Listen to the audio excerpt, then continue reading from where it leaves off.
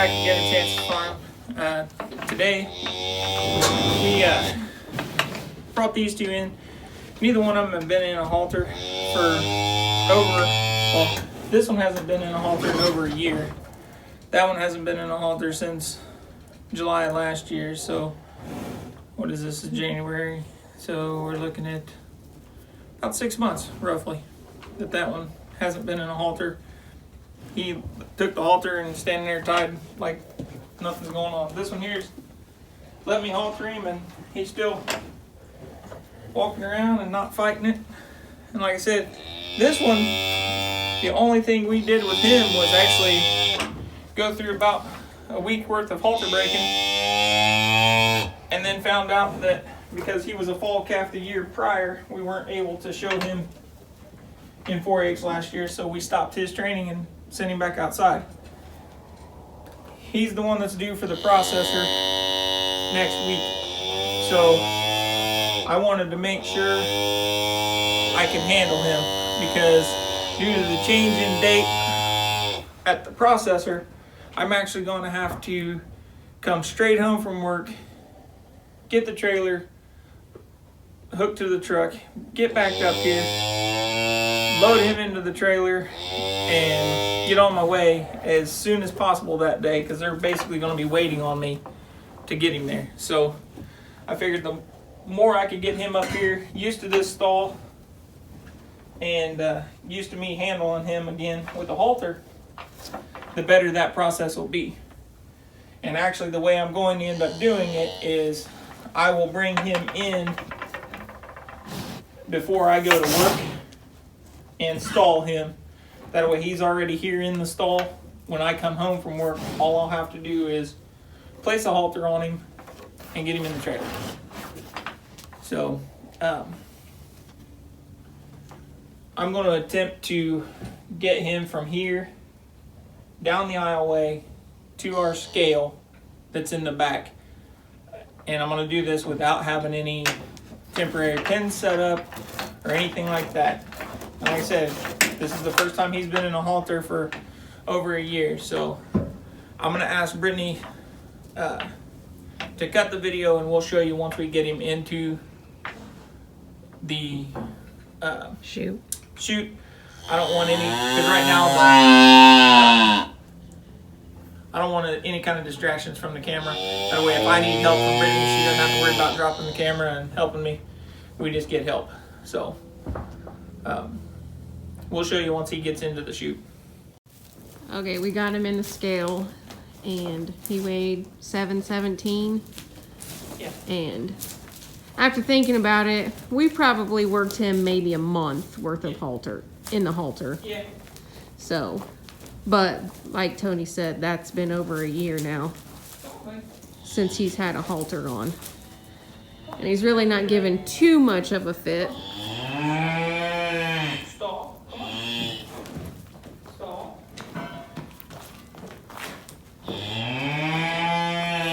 Stall. Stall. Good boy. Stall.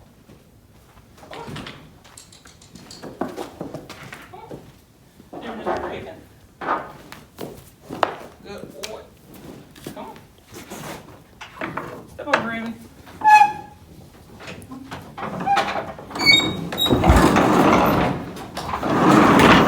Because we had him in this same stall when we was working the other two calves that we had for 4-H last year.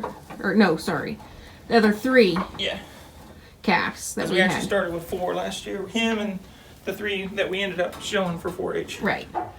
Step over. You can actually tell a big difference between the two here. They're a year apart.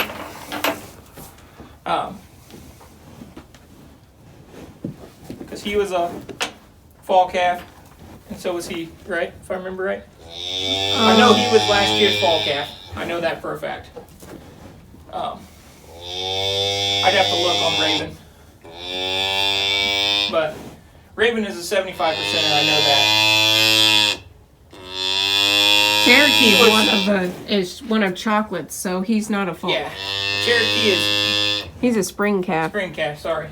Yeah, my bad. He is a fall calf though. But we're actually gonna take him back there and take a look. He looks like he scratched himself right there close to the eye. So I'm gonna take him back. Oh no, you can't get out. I locked you in. She locked me in. Okay. Come on, boy. Yeah. But it's funny because he's older, but he's a lot smaller than the two I've been with.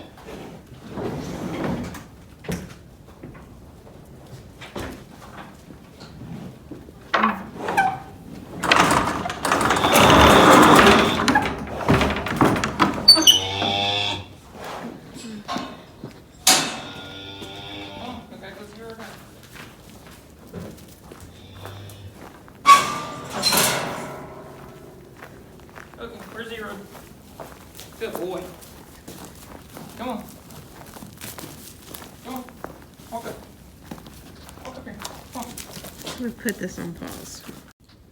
All right, so I did have a chance to look at our records, and those two they're about almost to the day 11 months difference. They were both fall calves.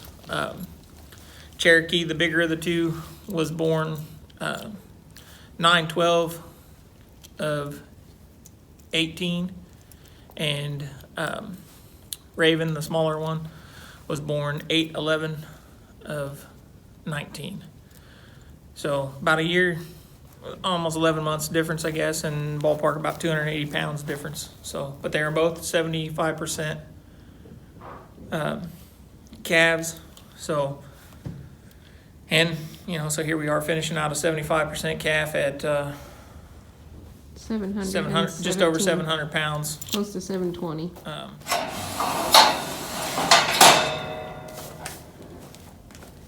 Yeah, if you can see, he is 4:30. Don't pull on him, sis. about 435. It's kind of blurry in the camera, but 435 is his weight. Okay. Here we go. And Come on, Raven. Mr. Raven here is kind of, Hey, bud. he's the kind of calf that I honestly wish we had a big enough property. I'd take 100 of him. He's kind of like Eeyore for the most part. Not really much bothers him. The only downfall to that is, well, I take that back. Lots of things bother him, just not around us.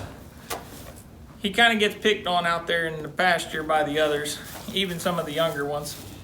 They test him a little bit, but as far as movements in the barn, by other people, tractors, doesn't really get spooked very easy with noises. So if I could have a whole bunch of them like that, I would. Let's see if you still remember. Come on. Ready? Stand. Stand. Back. Right. There we go. Sorry, I stepped on your foot, didn't I? Didn't forget too much in the time frame, did you? No need for a show stick or none of that. speaking of the show stick, as what Tony was saying, we also, not only do we use the verbal cues just for them when we're walking them or setting them up, we also try and use verbal cues when we're trying to set them up to show. So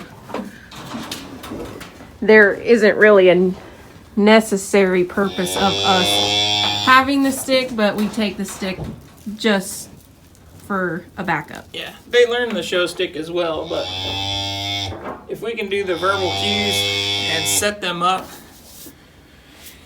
and like I said, everything that we do, we transfer to the girls and make sure that they try to do everything the same way that we do it. That way it's consistency for the cow. And then I'm trying to talk, but you want to talk too, don't you? You're like Yeah. Waddles the rooster. Yeah.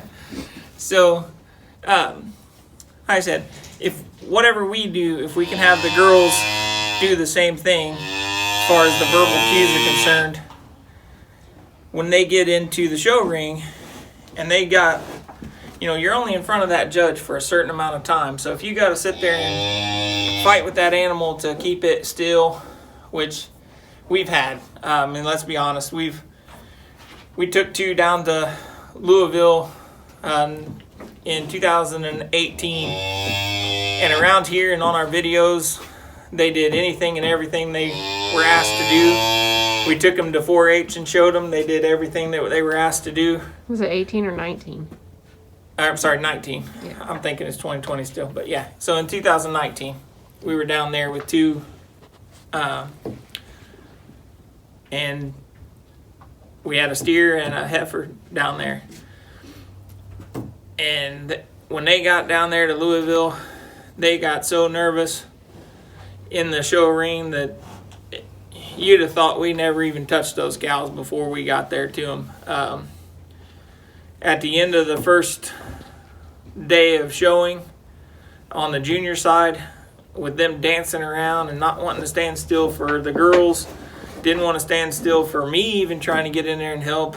We had some students from University of Findlay that was in there trying to help the girls with the cows, and it didn't matter who wanted to touch that halter. That cow did not want any part of that, the green wood chips in that show arena. And we had worked them cows, and they'd been on video multiple times, walking them, standing them, everything. And I got kicked by one of them while we were down there.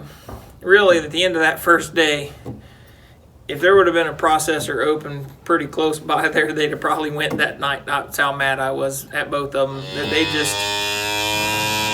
they were not acting like they had been handled at all. They acted like your typical Toddler in a free range beef cow, that had never been touched from birth till processing time. And it, like I said, when I got kicked a couple of times, and all I was trying to do was stand there beside the cow, I wasn't even touching it, and it just spun around and kicked me a couple of times. That didn't help me stay very patient and calm with the animal. That's for sure.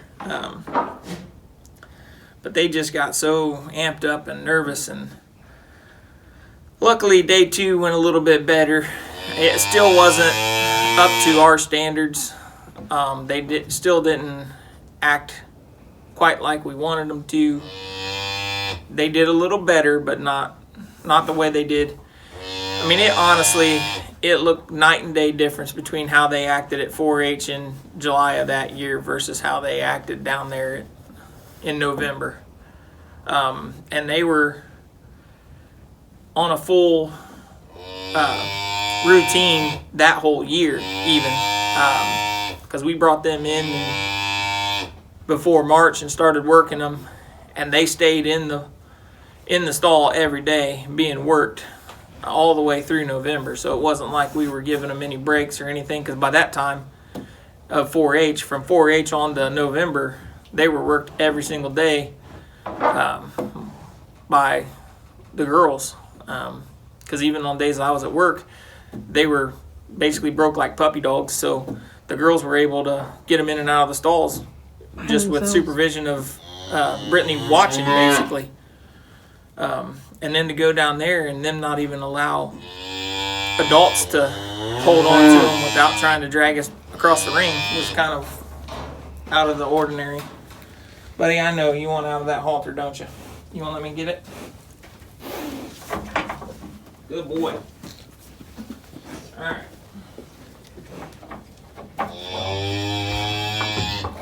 I know you want to go back outside with the rest of them, don't you? We go get the door. Give me just a second, I'll get you guys ready. Go get the door. Oh, hey, you could have waited to done that outside. Another poop. Yeah. So, but like I said, you can kind of see the difference between what we have done in the past and how, I mean, I like the fact that I can put my hands on these cows and even know that they haven't had a halter on them in, 6 months, a year, whatever it is, that I was patient enough with them while I was doing it that they understand when I go to put it on them, I'm not trying to hurt them. I did have Brittany pause the video while I walked him down there because I wasn't sure, honestly, how it was going to go. Believe it or not, he walked straight to the chute. Paused a little bit right in front of the chute before he went in it, but he went right in. Back when we were working those two, we were in that process of, we had switched people we were getting hay from, and we're consistent with one hay producer since then, besides what we produce here ourselves. So we had that hay tested. I took a couple of his bales that I bought off. The first time I bought off of him, I took them down to the feed elevator, and they did a hay analysis on there for me, so that way I could watch the numbers. So there for a while, we started out with, I mean, these two here, they've been in and out of that chute a bunch because I was probably a little overly estimating my stuff, but about once a week, they were going through the chute to get weights on them. That way I could kind of watch their feed intake on how many bales of hay we were putting out versus what the weights were doing on the cows. And then, we were watching our mineral too, because we had switched from doing like your protein tubs and those things over to using the Concept Aid, I guess for lack of better terms, the powdered form of mineral, so that it's free range for them and they get it. And now, since then, even we've upgraded to where we actually have the mineral feeder with the flap on it that they get into.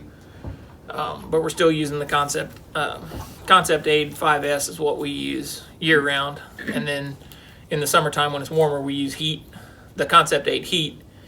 And this last year, we were actually able to get it into one bag. The Concept Aid 5S, they actually added heat into that bag instead of last year. The year before, we had to actually buy 2 different bags to get both of them. But if you haven't tried those products, we really enjoy the Concept Aid products. It will help you increase your fertility, and it will also, the heat mineral, we got black cattle, and they'll be standing out in the center of the pasture, no shade on them, no nothing, eating more so during the day than what they did without it. And both of those products, the Concept Aid stuff, has a product called Amifirm in it that helps their appetite as well. So, and actually, you may remember from a previous video about the goats. When we got the goats, we were actually using the goat version of it, which is DuraFirm, instead of this is VitaFirm for cattle. We use the DuraFirm for the goats, so that way they use the same kind of mineral, basically the loose mineral. So we're going to turn them back out. Hope everybody enjoyed the video. Don't forget to like, subscribe, share on social media with all your family and friends. Make comments down below. We like talking with everybody. I'm sure from watching the videos you can tell I don't really have much of a problem talking, so we'll be able to answer your comments, and if we can't answer it, we'll find somebody that can. So hope you enjoyed the video, and we'll see you tomorrow. Bye.